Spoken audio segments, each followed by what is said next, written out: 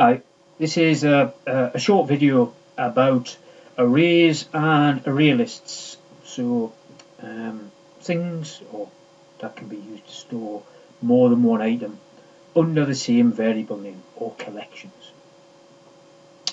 Okay, first part of the video is going to be about arrays. But first of all, what is a difference between an array and an array list? Well, very simply, an array stores a fixed number of objects, and an array list allows you to have a variable number of objects stored in the collection. So, if we know in advance the maximum number of items we want in our collection, then we're probably best using an array. If we're looking at something where we're unsure about the maximum size, or the size is going to vary quite significantly, then it's probably best to use an array list. And we look at the reasons or the situations where we would use different types of collections in the second half of 2015, so after Christmas. So those of you doing 3008, you won't have to do that. So the collections can store either primitive data types, so things like int, double, float, boolean, char, or they can store objects, so strings or any other objects that you've created yourself. Okay, so first of all, arrays. How do we declare arrays? Well, the only thing that's different about an array, so for example here, look at these declarations. We've got type, string, int, shape, and double.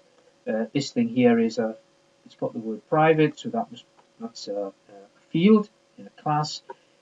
So we've got a type just as before. The thing that's different is we have the square brackets. So the square brackets identify that we're declaring an array. An array is dealt with just the same way as any other object. So when we declare an array, it reserves the memory for that array, or for the reference of that array. The array itself isn't actually created. So how do we create an array? Well, we create an array, or we instantiate an array, by declaring its size. For example, ages before was an integer array, so here we've declared its size with the word 50. Response times, there's just 2 of them, and name list, there's 3 of those. In each case, we've also used the keyword new. So the word new, that's used when declaring or instantiating any object, is used when instantiating an array. So we can, if we want to, stick the declaration and instantiation on one line. So for example, name list equals new, again the word new, string 3, so there's 3 of them. That doesn't actually create any string objects, and I'll come back to what it actually does a bit later on. So, if we declared and created the array or initialized it, how do we access the elements, the items in the array? Well, every item is called an element. To access the element, we use the index of the array, or its position. So,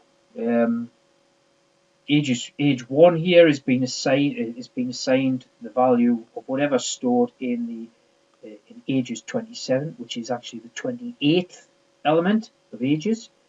And the first element of response times with index 0 is being assigned the value 5.67. So we're using just like we use any other variable. The thing to note is that the indices, or the positions, start at 0 and go up to whatever the length of the array is, minus 1. If at any time we want to access the length of the array, if we're not sure, then we use the dot length property. So here, dot length. Notice that it's not a method, it's a property, so it doesn't have the brackets after it. Okay, so we could use age1 dot length, response times dot length, and that would return an integer telling us how many items there are in the array. Okay. I said before that if we use this initialization, string names equals new string 3, that doesn't actually create any strings. If we want to initialize the values of the strings, we need to in this case, go through and here I've created three strings, Tom, Dick and Harry, and I've assigned them one at a time to the first, the second and the third element of names. We could do that all in one go. So declaration here, and then we've created the array, and this has actually initialized it. So three things all in one go. If it's a large array, then it's not a very efficient way of doing things. For arrays of primitive data types, Java initializes the elements to default. So if they're integers or longs or shorts, then they get the value 0. For floating point types like float and double, 0.0. For booleans, they give them the value false. The thing that's important to remember about arrays is that the variable name identifies the location of the reference to the array, not the array itself. Okay, so for example, it's best done with an example. I've got two variables here, ARA and ARB, so I'm just going to call that A and B from now on. The AR to identify their arrays. Here we've created a couple of new integer arrays, 1, 2, 3. Now how that actually looks in memory is something like this. So we've got ARA actually corresponds to this little memory location here, and all that's stored in that one little memory location is a reference which points us to whereabouts we're going to store the actual values in the array. Okay, so the 1, 2, 3 are stored somewhere different from where ARA is stored in memory. And ARB, there it is down there, that's similarly, it's got a little reference pointing to where the 6, 7, 8 are stored in memory. Now, that means that we may get some unwanted effects, and this one of the common things, the common mistakes is this next thing here. So I've got my two arrays, and I've declared them and initialized them with values 1, 2, 3, and 6, 7, 8. What happens if I use ARA equals ARB? Now what I want to do is I want to copy all the values across, but this has some unwanted effects. If I use ARB equals ARA, then what I'm actually doing is I'm taking them, whatever the value or the reference is here, and I'm copying it down into this location. So that means that the pointer, instead of pointing to 6, 7, 8, is now going to point across to 1, 2, 3. So what I actually get is something like that. It's not really what I want. Now I've got two variables all pointing to the same place in memory, and that can have an unwanted effect. If I, for example, changed the first element of ARB to 100, what I'm actually doing is changing this element here to 100, and I've changed the first element of ARA as well. So what I've done, ARB refers to the same array now as ARB, and everything that's 6, 7, 8, what's happened to them? Well, because they're no longer pointed to, the Java trash collection will realize that and will get rid of them.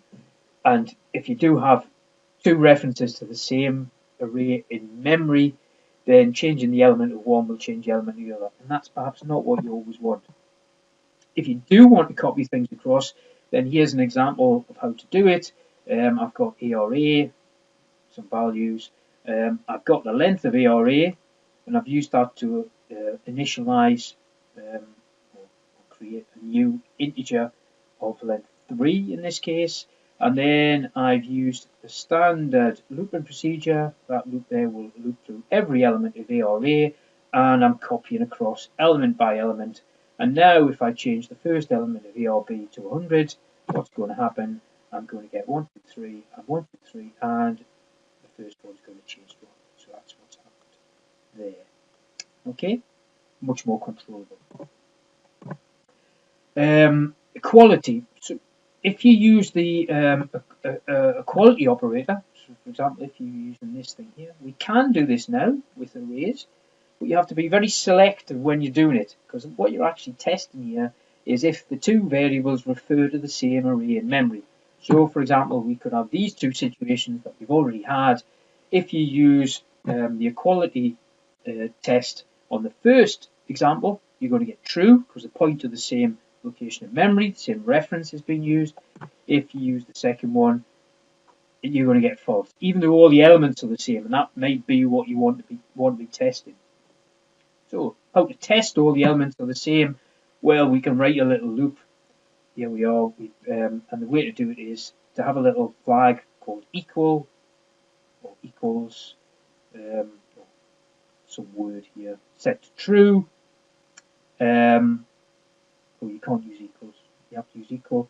Then loop through all the elements in A, do the test. If you find something which isn't the same, then you set equal to false, and that will mean that as soon as one thing's not the same, then you know that the arrays can't be the same.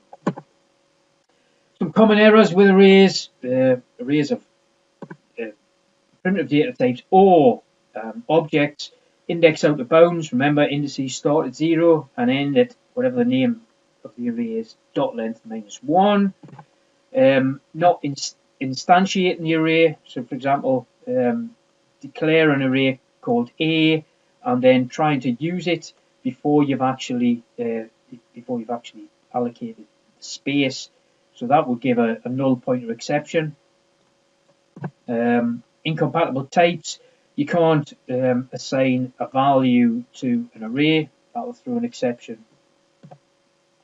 With arrays of objects, one of the common mistakes is that you haven't instantiated all of the elements. So, for example, here, if I've got an array called P of person objects, and it looks okay. I've allocated 10 spaces in memory for the 10 person objects. But then if I try to access P0, the first element, I get a null pointer exception because I haven't actually created this element yet. Very common mistake. And displaying the contents of the array, you can't just, for example, take P and put it into a system.out.println statement because, well, it will work, but it will just show you the reference to the array, not the elements themselves.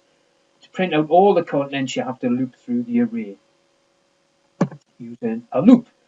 A couple of other things that you might want to use a loop for. You might want to find a particular value in the array, and here's a possible solution for that. I've written it as a method. So we might have a test value that we're looking for, and my array here is a field in the class that we're looking at. So what do? We assume that we haven't found the thing, and that means that in a while loop we can say while not found, and we haven't got to the end of the array. What we do is check to see whether the array is equal to the test value. If it is, then we found it, everything's great, and otherwise add 1 onto I. Okay, right. Using while loop means that we carry on until we haven't found it.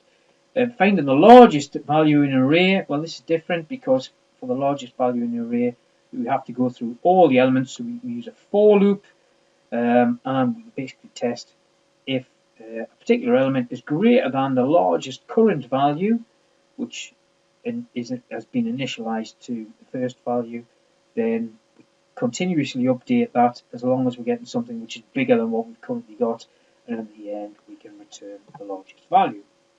Oh, and that's it for arrays. Now, in the second half of the video, I'll talk about array lists.